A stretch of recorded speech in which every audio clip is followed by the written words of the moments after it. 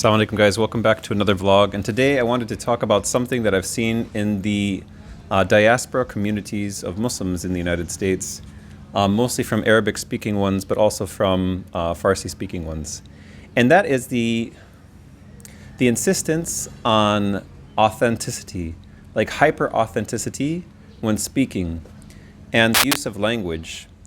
The way that some people from the diaspora, especially the Muslim diaspora, the way that they use language, it's very exclusionary, and sometimes, specifically when it comes to loan words, it's very exclusionary. It's kind of almost in a way meant to, how would you say that, like identity signal, like to try to be more authentic, like authentically Arabi, like authentically an Arabic speaking person, right? They'll use words like that and a pronunciation like that. So, I mean, the reason I bring this up is that I still see it today, and I find that the point I'm trying to make for this, I find that insisting on a native English-speaking community to use, for example, Arabic or Farsi words correctly, with the correct pronunciation, is a little bit too much, and it kind of breaks down communication. So, for example, one of the examples that I most recently saw was insisting on saying, for example, the place Gaza as Ghaze, Ghaze, and Ghazawi, right? So, like, we in the United States and native English speakers, we don't have a gha that we use in our day-to-day lives. This letter doesn't exist for us. There's something close to it in French, but not for us, right? So, when you use it with people who are unfamiliar with Arabic, then they will think, number one, are you saying it correctly? Who are you? And number two, it kind of distracts from the conversation. Now, this is something that you don't want to do, especially when you're trying to gather international support for your cause, whether that is through what's happening in Gaza right now, or in terms of any other kind of geopolitical situation. If you're looking to create allies, you don't want to insist on the absolute correct pronunciation that much. And it kind of goes without saying. And it's something, to be honest with you, after spending about 13 years living in the Arab world and in the Arab world, 13 years, I'm just doing it as a joke, right? But if after 13 years of living in the Arabic speaking world, like, they didn't do that. My students from Arabic speaking backgrounds would actually try to anglicize the way that they said Arabic words, for example. So, and the reason being, it's not coming from like an inferiority complex or something like that. It's coming from the want to communicate effectively to someone who is coming from outside of that language. So guys, I could go on and on about this, but to insist that people say certain words that are Arabic loanwords in English, to say them correctly, I think it is counterproductive, and I think it has to do, I think it has to do with like a deep-seated, some kind of perhaps an inferiority complex, a need to feel authentically that you are part of a community that your parents left, or part of a land, you know, from that culture that your parents left behind and moved to the United States or Canada or the UK, right? And maybe it exists in Urdu-speaking communities as well. I'm not sure. I don't actually spend as much time with those communities that are diaspora communities, that is. So anyways, guys, this is a really quick, like, few-minute video, a couple-minute video, like a short video, excuse me, because I just see it and I think that it's destructive, it's distracting, and it makes absolutely no sense to insist on people saying Arabic words correctly. We don't say, for example, Chechens don't say Chechnya, right? They'll say like Ichkeria. But how are you supposed to know that, right? That's like their endonym, right? You have endonym and exonyms and these types of things. People will say certain words a certain way in their language, and outside of their language, in a different context, they'll use a different word, right? Chinese people don't call Beijing, Beijing, right? You know, like, it's just, these are kind of basic concepts that most of the world that has confidence, you know, have adopted. And so now, if I'm speaking Arabic, I'm not going to insist on my Anglo pronunciation of Arabic words. I'm going to try to do my best to adopt the pronunciation and the intonation of native Arabic speakers so that I can communicate effectively with that population. And I think that these things should go without saying, but unfortunately I have to say this out loud.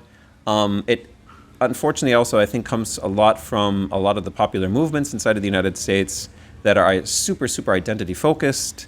And there's always this need to try to be the most authentic person of your in-group. It's not needed, guys. If you're going to communicate in English, communicate effectively. Get your point across, build allies, and succeed, as opposed to divide, condemn, and have a condescending attitude. Anyways, y'all, that's my 2 bits for today. It's another beautiful day here in Zamboanga. I don't have too much to report on. Oh, I do. I can get into another topic. Let's make the second topic for today. I wasn't anticipating making this in the same video, but the second topic for today is this. I'm always blown away and surprised by the vitriol and the prejudiced remarks made about Zamboanga and Mindanao and Sulu online. I find that, like, especially from people here, that no matter what kind of crime happens, it's always like about Islam. Islam's the problem. It's those Moros. Moros are bad. And like Islam is a cancer. I'm going to put the crescent moon in the spelling when I type.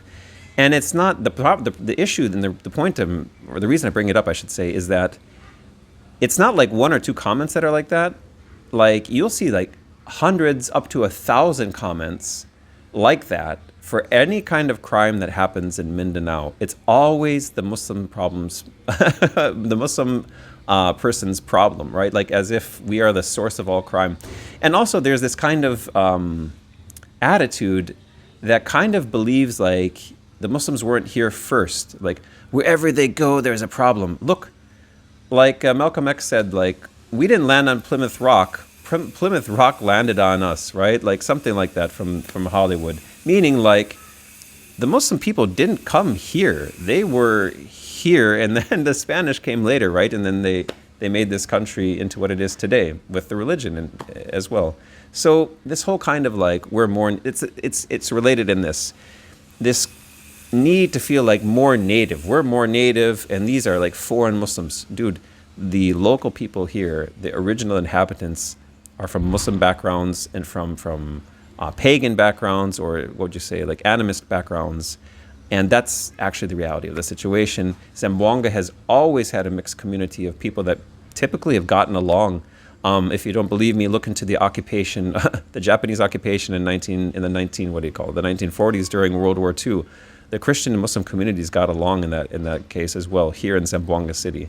So this trash that I see online of smearing Mindanao, smearing the Muslims, smearing the Moro population, it doesn't mean that we're not like without any kind of fault here, or that like the local populations don't have any issues. Of course there are issues here, but that issue isn't because of the people's religion. It's just an issue that's brought about by not being a good person sometimes. If you're a drug dealer, either you're suffering from poverty and you have a lack of moral compass.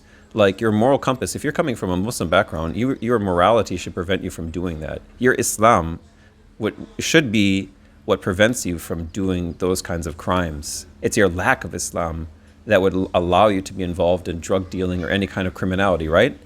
And I think that's true for all religions. I'm just speaking on the Muslim behalf because, number one, I'm Muslim, and number two, Muslims get accused here all the time of doing those things, right? So it doesn't mean that people here are perfect by any means, but the whole rest of the country, guys, has issues. And not just this country, the whole rest of the world. Every country has its issues. So let's not just try to scapegoat.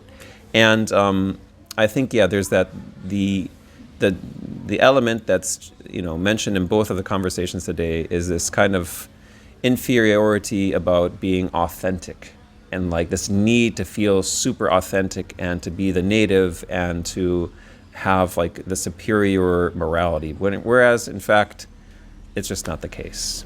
Anyways, y'all, I hope that my rant didn't bore you. If you've made it this far, give me a like and maybe subscribe if you haven't subscribed already. My name is Ted, and I live here in Zamboanga City in the southern Philippines. It's been about a year now, actually, guys, and so far so good. Maybe I'll have like a year in review or something like that, or maybe not. Anyways, y'all, take care and see you for the next one. Assalamu alaikum. Goodbye.